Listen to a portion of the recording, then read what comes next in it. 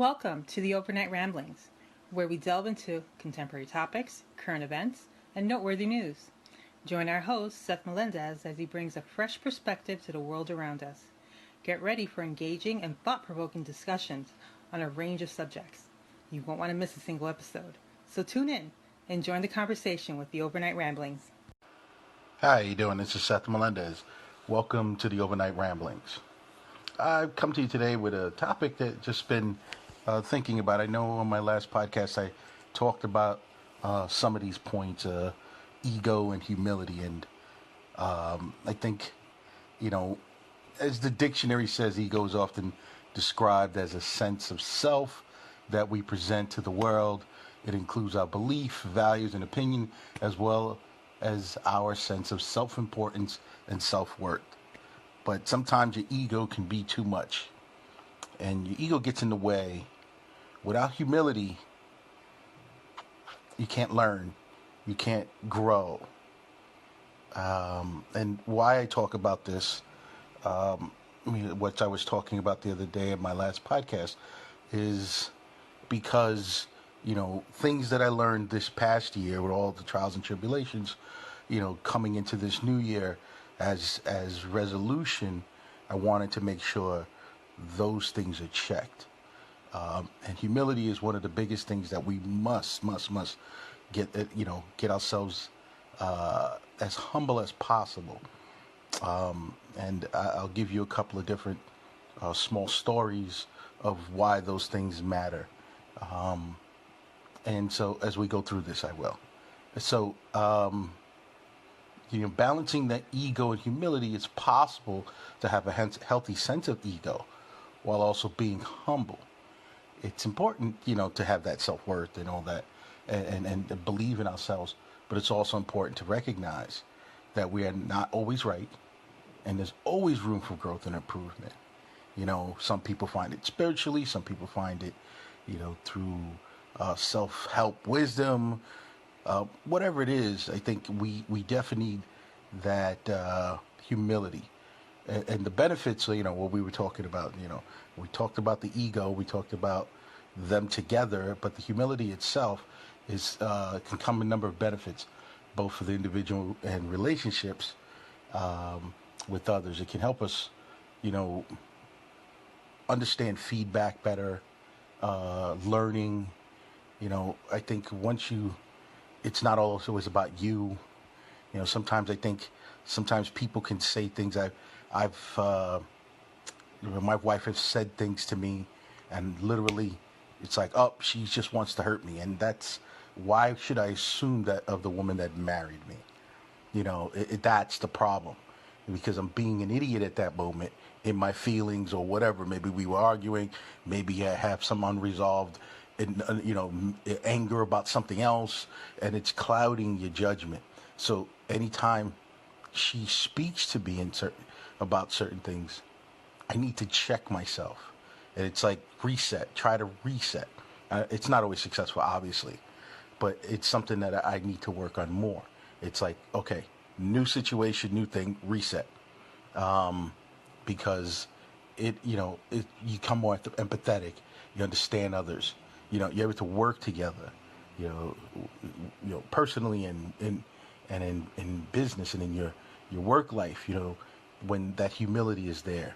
And I'll give you, for instance, I know hearing a story years ago about a husband. For years, he loved the end of the Italian bread, the big heel of the Italian bread. He loved it. So for years, he would give it to his wife. That was his sacrifice. I love it. This is the favorite part of the bread. And you know what? I'm going to give it to my wife. Years down the road, they get into the argument, and she says, you're just like so selfish. You always give me that piece of crap part of the bread. And this is an animosity and a problem that had built. She thought he was giving her scraps, and he thought he was giving her the best part.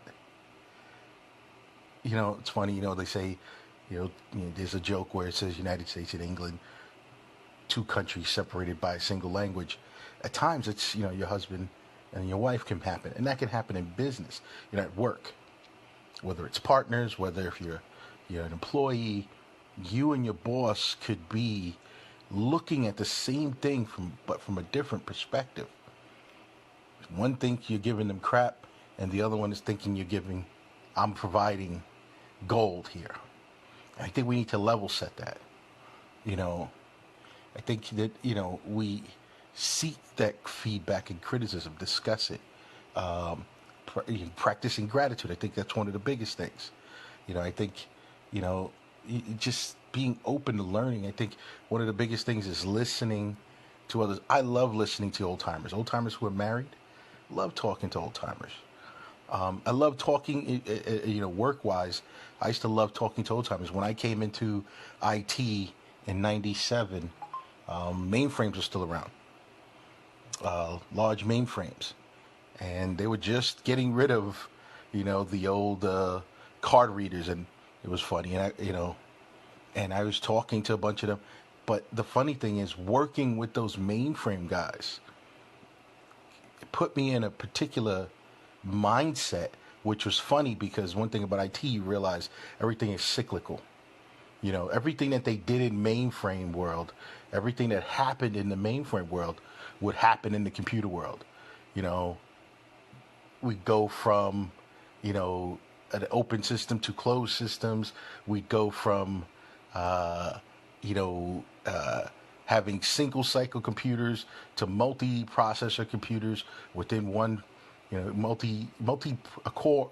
Within one core, you'd have multi-processors, which mainframes had been dealing with how to break them up and utilize them within different operating systems. We started doing that with virtualization. They were virtualizing, that type of stuff and breaking up cores, 70s and 80s. So a lot of this is cyclical. So they, were doing things, and just listening to them and talking to them and the way they did backups and why they did things. As a young IT, desktop support guy, I started at the bottom doing rollouts, pulling machines out of the box and put them on the table, run a bunch of commands, and then connect them. And a lot of the machines that came pre-made or set up from a factory that was, they would bring in, these blank HPs, and then they would duplicate the operating system on each and every one of them. This was for a hospital, and we would put them out, run a bunch of commands, connect them to the domain. Actually, it wasn't even domain yet.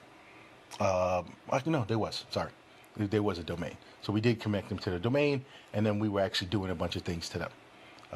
It was actually Windows NT 4.0. So we were doing a lot of these things, and some manual steps, and yet here I was, still listening to these guys. I listened to a lot of web people, showed me how to deal with code. It started the idea of how to understand code. I started working with some software developer guys while I was working at New York Hospital, and we were supporting them, talking to those people. You understood, how they worked with code, how they, would utilize it, how they would write the code, how, things that were put into a repository, and how you would check them in and check them out, and how those things are tracked within the system that they used, would come in handy later. A lot of these foundational things became handy later. So I didn't mean to get off on a tangent, but those are the type of things, learning from older people, that humility. I would come in and I never cared about being the smartest guy in the room. If I'm the smartest guy in the room, there's a problem. And I always said that. I know I'm highly intelligent, but the thing is, I never wanted to be the smartest guy in the room, because then I'm not learning. And that's where the humility always came in from things like that. Prior to getting into IT, I did security. Same thing. And I think a lot of those lessons have carried over in certain ways. So working, in just personal relationships, I know in this past year taught me. I'm 52 years old, and I'm still learning interpersonal relationships. things that, about me and my wife, things about me and how I deal with others, how people perceive me, how you can put down a false perspective of you. How do you change that? How do you change it? People have a bad idea. You have the black sheep of the family. How do you change it? Do you fall back in those roles? Sometimes people get with the family, they fall back into roles. Well, how do you change and break out of that role? Get into arguments, get into fights with everybody? Or do you, want people to, you got to treat me better? They're never going to treat you better. The only way is for you to check your ego, find some humility, and just do things differently. If you're the one who is not somebody that they can count on, maybe you should start being the one that, slowly but surely be accountable to one person. Maybe just show up for one person. When somebody says, hey, I need you to do me this favor, one person, somebody in the family, that'll be the person that will speak about you differently. So one thing I can always say, my personality has always been either you love me to death or you hate me. And a lot of times I just didn't suffer fools well. And I could work with people I did not like, but I could not be disrespected. I always set boundaries, and that's one of the discussions I had in one of my previous podcasts is, I protected my boundaries. I enforced them stringently a lot of times. I was a person that believed in, boundaries make, like gates, fences make great neighbors. I believed if you protected your boundaries, you had less problems with people that you work with, or with your spouse or whoever. Everybody sets up boundaries, and you protect them. Someone, I don't want to sit here and compare husbands and wives to dogs and things like that. But when you see a dog starts with a small snarl, or they'll start with a look.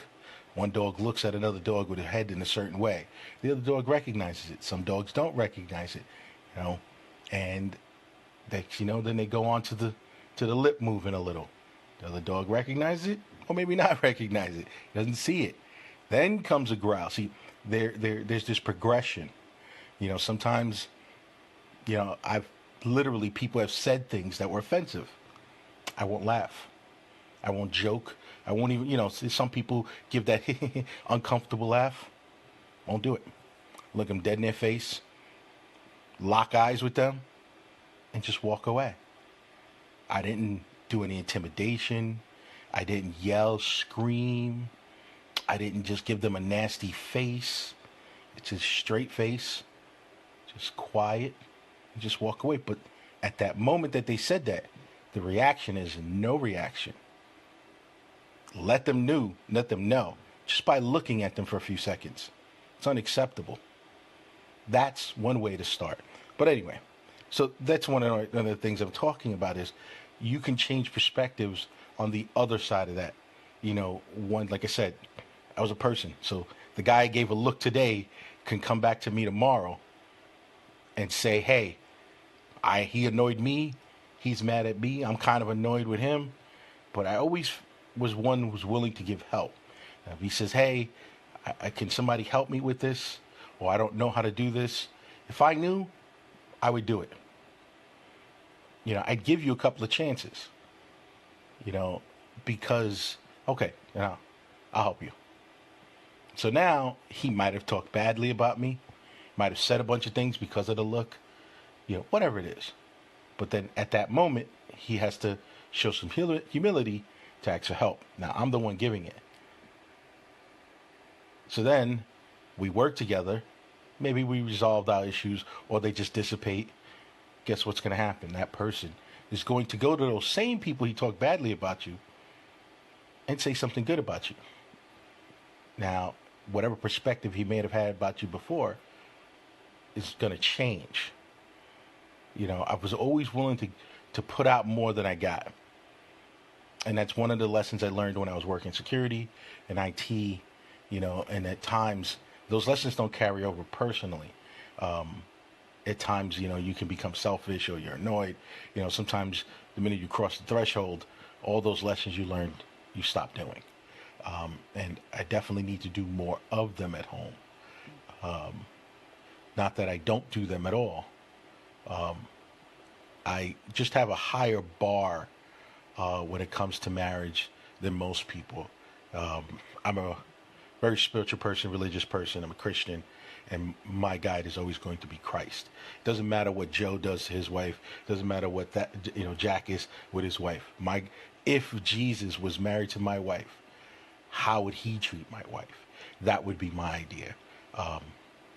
And so my ideal is like, how would he do it? Obviously, not the way I do it. Obviously, he's going to do it the most perfect way possible. And, so my bar is much higher than most people in that sense. So, but if you don't have to be religious, you can have your bar set at a different, gauge.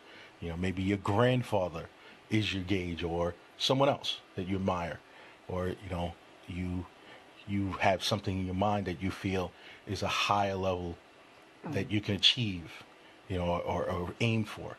Great. That's great. Anything that works that makes it's challenging, that you have to work to, it keeps your ego in check. You increase your humility, allows you to grow, allows you to learn more, to be more responsive. I think those are all great. And so, like we said, you got to seek that feedback, seek that criticism. I think sometimes people, constructive criticism is great. Constructive feedback is great. Some people just want to bitch. Sometimes you got to let them, Sometimes there be times you just got to let them. Just say what they're going to say. You can pull out of it what you will. And maybe that'll help. But there's also a reason maybe why they're angry. They're just going to say whatever they say. Like we can look at it in multiple ways. When you're not in it, when you're away from it, the perspective, you can see things differently. You're not, why is this person not like me? I think I told a story in one of my other podcasts of I worked at HP, Hewlett Packard Enterprise in their server. They actually, it's the HP now is actually two. HP Enterprise and HP are actually two separate corporations. At the time I was with them both, the printers and all that stuff, and then in the background is their servers, consulting, and all that stuff. I was with the consulting side. I didn't deal with the hardware. Per se, that wasn't me. I wasn't part of those program guys. We were the consultants. We installed, maintained, and did those things in large data centers and in other places like that for corporations. One of the things that, I had a supervisor, and we flew around the country. When I first got to him, I was with someone else. They loved me. I was great. We worked together well. And then that team was dissolved because of budget cuts, and, they were doing some type of, division shifts and things like that. I was absorbed by this other team. And for whatever reason, myself and my supervisor just didn't get along initially. There was a little bit of tension, and that lasted for a little while until I made the change. I went to them and said, "What do you need from me?" And it was a recommendation from someone. We had gotten to a point where I didn't agree on a review, meet standards. Felt I was doing above and beyond. Meet standards. I felt, above standards would be great. In a lot of these corporations, your review can also affect your money. And it annoyed me, and I was really mad. And I went to some people and wanted to complain about it. I actually went to HR and said, "No, I'm not accepting that review." And the HR person said, the woman, I never forget it. She was like, look, if you have no proof, you have nothing to document your side of it, it's not going to go anywhere. She says, my advice to you is to document everything. You know, give him a weekly report, give him things, let him know your status of everything on a weekly basis. And that was a great idea on a technical sense. But on an interpersonal sense, the next step was an advice from someone else that I know. Actually, a couple of people had given me some advice. And one of them was, what does he need? How do you serve him? And it was like, what I got to do? I got to kiss his butt. I got to do this. And it bothered me for a few days because that was my ego talking. So I got to be the bigger man. I'm always the bigger man. Why do I got to be the bigger man? And, it bothered me. And then finally I gave in and I went to him and I said, what do you need from me? And he brushed it off. I'm good. And I kept doing it. What can I do? After a couple of meetings, I know there was some in the meeting, we'd have a weekly meeting. We had a couple of meetings, weekly meetings. Sometimes we had different group meetings for projects, but we had a team meeting at least once a week where the whole group was involved. But in some of those meetings that I was in with him, there would be some annoyance about things, or it had nothing to do with me. You could hear it in his voice. He would say certain things about, I can't get a break on that. They won't, they're not giving me what I need, or, we've escalated certain things and they've ignored us, things like that. And so, all I kept, every so often I would send him an email. What can I do for you? What can I do for you? Is there anything I can take off your plate? And I remember when I asked that, he's like, what are you doing? I said, well, here's everything I've done. And, I said, well, here's where I'm at. I said, I've been sending you those status updates on a daily basis. And he goes, yeah, I don't even get a chance to look at them. Great. Here it is. So now a little bit of, tinge of anger. He's not even looking at him. He's ignoring him. I could have ran off on that, but I checked myself. Okay, he's busy and I know he's going through a lot. Okay. Here's the things. Here's the synopsis of where I'm at and what I'm working on, and he was like, I was like, look, you give me something, you could take a couple of things or push some things off, and I'll take it off your hands. What do you need? He thought about it. Let me get back to you. A couple of days later, he got back to me. He said, hey, that other project you doing, A project, give it to, Joe on the team, and that other B project, give it to Jack. I need you to take care of this project for me. Okay, what do you need me to do? Oh, I need you to go over here, fly over here, and take this project. Okay, last minute project. I had like 3 days. They wanted me there Monday. Here it is. It's like Thursday night. They have no idea what they want, what they need me to do. Fine. I don't even argue. I read through what it needs to get done. I look through the whole synopsis of the plan that we had, and I, go through, prep to get the flight, hotel, and go. Get there. It was nowhere near the request. Was nowhere near what they had requested from HP. Nowhere near. It was actually relatively simple. I went in. I, made sure that we adjusted the plan, made sure we adjusted the request so people understood what we were doing, went in, aced it. This turned out to be a political football in his hand, because they had this ball that had been dropped by a couple of people based on the request. People kept shunning it like, I don't need this headache. I don't need this headache. I took the ball, went down there, turned out it wasn't even what was requested. It was something very simple that any of those other people could have done. And this was now political football in his hand. And he couldn't he's here getting the heat because none of his guys can get down there. And it was our responsibility. And so here I went down there and took this, he took a deep breath and he says, thank you very much. From that point on, things got easier. And I kept doing that, making sure he had the status reports, making sure that, what do you need? Seth, I need you to take care of this. It was something I could do very quickly. Here's some documentation.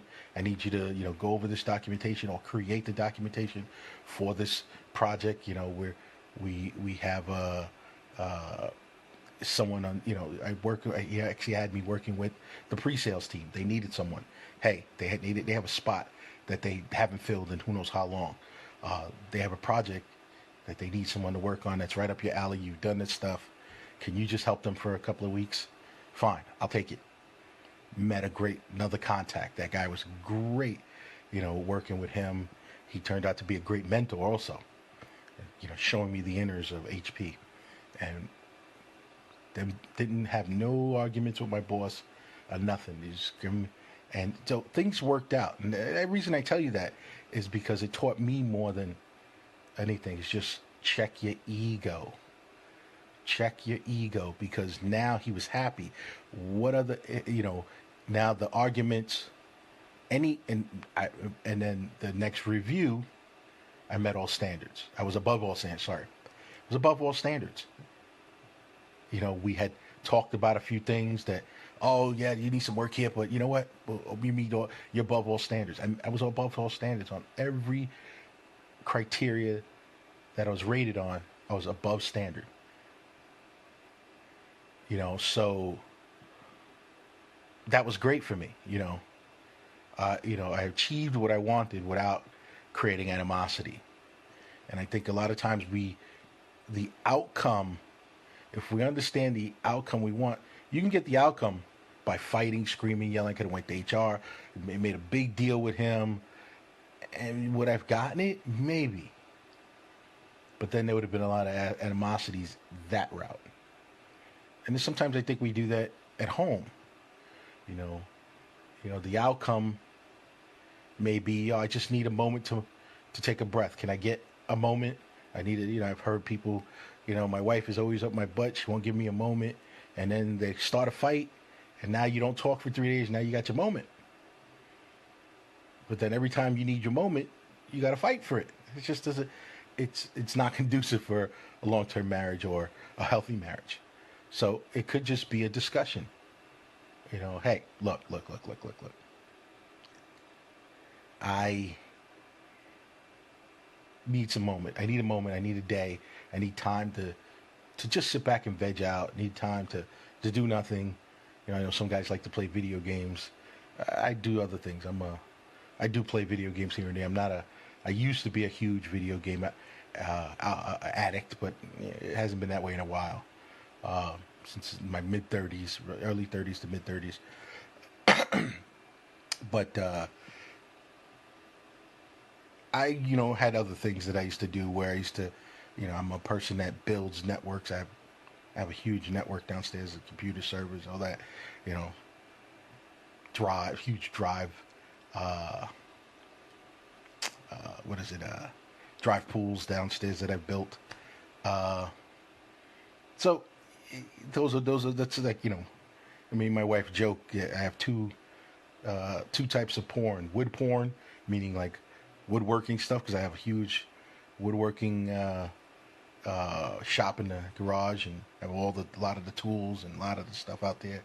And she comes over, and at times she'll see me opening on a website, and and the website is looking at other tools or looking at how to make something, how-tos, or looking at videos. And the times I close it, because it'd be like, this is $600, and I close it. And my wife was like, what are you looking at? And I'm like, you caught me. And then I open it up, and he's like, looking at that wood porn again. And that's a joke. And and one thing, one of the other things is I do a lot of computer stuff. We're just talking, what do you want for Christmas? So, the funny thing, she just gave me money. What did I buy? Hard drives. Hard drives. I didn't buy anything else for Christmas but hard drives. I bought a bunch of hard drives, which was funny. That was my gift. She gave me a Amazon gift card. I went and bought a bunch of hard drives. So, and then I like shooting. I go to a range. And those are the type of things that we joke about. She'll see me, I'm looking at, shooting techniques, weapons, things like that. So those are the funny things. That, I spent my years in strip clubs. I'm not thrilled anymore. I worked at strip clubs for years, so I spent all those years of security working at those type of venues. I'm bored with all that stuff now. So just to say that, everybody has their thing, and my wife is great. I got to give her credit.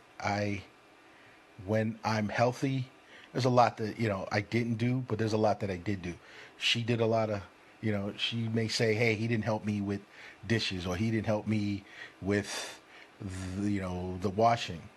But I was the one that was dealing with all the stuff on the outside the house. I was the one that was, doing all the maintenance around the house. I was the one doing, whatever we needed to build. We rebuilt the deck that was outside. I was the one that was doing, making sure her car was working, making sure that things, there were a lot of maintenance things that I was dealing with that she never had to deal with. And when I got sick, I guess, and I couldn't do a lot of things, and it was a slow progression, I started trying to show her, okay, babe, here's the water cut off, here's this, here's that. And, I felt bad because she was being overwhelmed with all the stuff that she was doing and the things that I was doing. So a lot of things that I was doing got left by the side. And, there's certain things that I got to catch up on maintenance around here. And so now that I'm getting healthier, I have to do that. But, those are the type of trade-offs we make. She's very great at that. And in that sense that she doesn't beef about certain things because she appreciates what I do in other areas that she doesn't have to do. I dealt with all the security cameras. I dealt with, all the technology in the house. We have a automated, house that we can speak and turn lights on. I deal with all that, all the technical, all the stuff outside. I was the one dealing with all that. And I appreciate that she saw, okay, he's doing this. Yeah, I'm not going to argue about this. It was a trade-off, and I don't have as much humility as her, and I wish I did. So that's just to say, I think those are the type of things that if you start doing more of the things you do, one thing years ago, I had a girlfriend, and one day she put up a honey-do list, and it annoyed the hell out of me when I saw that honey-do list. So I wrote a honey-do list, which was 4 times the size of her honey-do list. And then there was never a honey-do list put up. So I was like, look, you tell me what needs to get done, certain things that need to get done, and I'll do it. There's certain things I'm bad at, You could tell me, it's one of the things as a kid, hated throwing out garbage, I wouldn't think about it, things like that. Garbage bags or whatever. If I'm running out the door, one of the things I hate is 2 seconds as I'm running out the door to go somewhere or do something, you tell me, grab the bags and go out. It always annoys me because as a kid, a lot of times those bags would rip as you're running, and now you got garbage juice all over you, or it's leaking, and now it's all over you. And that's the one, tell me when I'm not going anywhere, or something like that. So there are things that it can be a priority to me, and there are things that become a foregone conclusion, foregone idea to me, that it's just like I don't think about it, and I should, and that's my failure, that there are little things that I should pick up and do that I know shouldn't leave to my wife to do. There's little things that I need to start doing. As I get healthier, I'll start picking up more of those things, and just so that she doesn't have to do all those little things. And that's why I tell people that the humility, the ego, we have people dealing with it. I was watching a program about these young kids that were basketball program out in East LA, and they're college kids, junior college, and there's a kid on there that had gone to one of the bigger colleges, and had come down. And for whatever reason, he thought he was better than everybody there. He couldn't understand. Oh, just give me a chance and I go out there. And every time he went out there, he would screw up because he didn't know how to work within the system. He was like, oh, I'm free flowing. I don't need, he felt he didn't need the rules. But, everybody's telling him, look, when you go to the next level, the pros, they have a lot of rules and boundaries you got to abide by. You can't just be free flowing and doing what you wish, how you want to do it. There's no way. There has to be some thought process. There has to be, that ability to see everything quickly. You have to build that up and understand. At one moment you go in for a layup, and another moment you learn to throw it to the outside. You have to know when to do certain things and when not to do certain things. So sometimes you have to take more time, eat the clock up. So there's a lot of things that he wasn't picking up on, and it was all ego. And I went through that early in my life when I was doing security. I was doing a lot of high profile stuff. Bodyguard work, security, doing a lot of big venue, MTV Music Awards. I was doing, we did the fashion on at the fashion show at I can't even think of the name, at Grace 42nd Street over there. It's a huge fashion show that they would have. We did a bunch of that. Worked with Norma Kamali. Worked with a lot of different people, and then there was a big to do within the industry in a sense. There was a downturn in the economy at times, and a lot of the guys that were working, I was still working clubs, and I wasn't doing so much high profile, that I started going back to working with regular security on the side. Because a lot of times with these guys that I was working with, we did a lot of events, so it's not like you had a schedule. You get called, and since you're doing a lot of events, but with them I was actually doing Thursday, Friday, Saturday. And they were a very renowned company. And then I was doing a lot of high-profile stuff with them. But then I was like, I need something more scheduled. And so I went back to doing regular security. And that was a culture shock going back. It's like, I'm better than these guys. I know, And that was the sad part about it. I wasn't. I was no different than them. I thought I was better than those guys. I'm better than these guys. Make more money than them. But here I am back with them, right?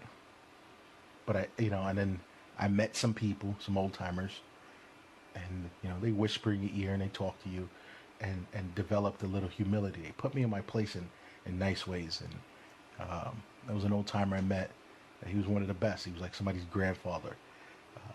When I was working with him up in Harlem, there's a college up there, City College, and this is an old timer that was there working security, and we were doing. I was assigned to doing events with them. They while they were there, I was doing some of the special events in the auditorium and the different things. I was doing that, working with this security company, another security company. And so since they knew I had that background, they were like, oh, well, you can work over there with them. And then talking with this guy, it's like he opened my mind. It was like he was just, he brought me down in a nice way. Like he didn't badger me. He didn't scream and yell. He really taught common sense. And it was great. Brought me back down. And from that point, I learned a lot. I was able, I think there was not many people that I knew that could do all facets of security. I did high profile stuff. I did bodyguard work. I did retail. Worked in colleges. I worked in corporations, just regular security. And I've learned to check my ego. And so it's one of the things that I tell people, you only learn when the ego is minimized and humility is great. That's how you grow. So I just want people to take the time to just think about the things the perspective change, the things that we can do with people, the things that we can talk to people. If you want to change in your family, you want them to see you differently, step out for one person. Start with one, the sister, the aunt, the uncle, whoever it is, and just show some humility to that person, whatever they need. They need something. Whatever it is that they complain about you, If everyone is complaining about something about you and you're saying that's not true, saying not true is not going to change anyone's mind. And they have to see a complete change. And they're not going to see a complete change because they don't really think you're going to do that for a long period of time. Oh, he's just doing that for now. Oh, yeah, he's going to go right back to the way he was. And that hurts. But you have to make that change. You have to make the perspective change. You know, you have to tell people, look, I know you see me as one thing, but I'm not that thing anymore. You got to give me a chance. You got to stop burdening me with that ideal and let me show you I'm a different person. You know, just give me that. You know, but then you got to step up. So those are the type of things, husband and wife. It's a lot of problems with husband and wives. Like I said earlier, with one guy, the husband thinking he's giving the wife the best part of the bread, and the wife thinking he's offloading the crap to her for years, and it infuriated her. You know, he's like, hey, that's the best part of the bread is the heel, the butt of the bread. And she's like, he's giving me this crap piece of, every time he gets to the bread, he cuts off the crap, gives it to me like I'm dog, and then he eats the rest of the bread, the good part of the bread. You know, and he's upset because he's like, look, but I've been giving you the good bread all this time. And she's like, you've been giving me the crap, you know. But yet she doesn't understand that he wanted to sacrifice for her because he thought that was the best part of it. He wasn't just giving her the crap. He said, I want the best part, but I'm willing to give it to her because she means that much to me. She didn't even see what he was doing. And he didn't understand why she was so angry at him because she thought it was the crappy part of the bread. Well, she might have liked the middle part, whatever it was, but she thought, give me that scrapped. And I remember hearing that story years ago. It might be a old wives' tale or one of those things, but it was a great story to hear about because it puts things in perspective on what everybody is looking at. They're looking at the same thing, but everybody has different perspective. The situation with me and my boss is we had different perspectives, but we were looking at the same things. And when I changed the dynamic, now we can be on the same page. Now we can level set. You know, you hear people say those magical words in business. We have to level set. We have to level set. But that's because we have to agree on what certain things mean. We have to agree, this is a piece of bread. I love this end of it, and you love this end of it. Okay, great. You know what I mean? That's great. I could have my piece of bread, and you could have the center. But if you wanted my end, I'd be willing to give it up to you. I love this end, but I'm willing to give it up to you because you're my wife. You know, those are the things that some people need to say. You know, it's funny, but when you level set, working in the corporate setting, working with Fortune 5 and Fortune 100 companies, and even Fortune 50, going in, one of the things that you learn dealing with those type of mentality is we all have to make sure we understand the same language, because two people separated by a language, what you perceive as operational by this date, what do they think is operational? What do they understand the term operational? How do we agree on what operational is? What are the parameters for that? Those are the type of things that we would go into. Those are the type of things to say on this date, these are the things that will be operational. These are the things that will be, and then now we can negotiate. No. I need 12 of those things, not 4 of those things. So now we can understand. So those are the type of ways we can level set things. What do you need and what do you need me to provide? And then now we can work things out. And then now what does provide mean? Okay, what do you understand providing? And I think that's where we go wrong. So thank you very much. This is a discussion I just wanted to point out, and I think it's important to a lot of people to delve into this type of thing. Ego, and the flip side of it is humility. And at times, I think when they're balanced, it's great. I think, there's benefits to having a great ego. There's benefits to having a huge a lot of humility. You don't want people to run you over, but you definitely, humility is great, and the ego and the humility balance makes you a great person. And I think a lot of times we don't understand that they're off. And sometimes, even when they're balanced, you're just not communicating properly. You're not understanding the next person. So you're thinking, hey, well, what are you talking about? I meant that in all sincerity. I meant, I wanted to help. I wanted to give of myself. But somebody may be thinking you're offloading garbage to them. I could get projects and say, you know what, this big project, I can do the big project, but why don't you give that project to Joe? And then Joe looks at it and goes, every time you turn around, Seth is dumping his crappy projects on me. I'm looking at it and say, hey, this is a high-profile project. He gets to shine, and he's looking at it. Every time I deal with these things, they're all headaches. There you go. You know what I mean? That's how these are the type of issues that can happen. So I think communication is a big thing in there, and level setting what we want in that. But to get to that, I think we need to be humble, because we have to give of ourselves to be able to define those things, define the parameters of the discussion and what we can do for each other. Without that, without understanding and create, balancing that ego and humility, you can't get to the next step of defining and discussing. So thank you very much for joining me tonight. God bless. Have a nice night. Thank you for tuning into the Overnight Ramblings. We hope you enjoyed the discussion on contemporary topics, current events, and noteworthy news.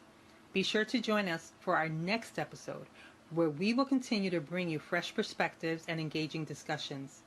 Don't forget to follow us on your favorite podcasting app to stay up to date on all things the Overnight Ramblings. Until next time, stay informed and stay engaged with the Overnight Ramblings.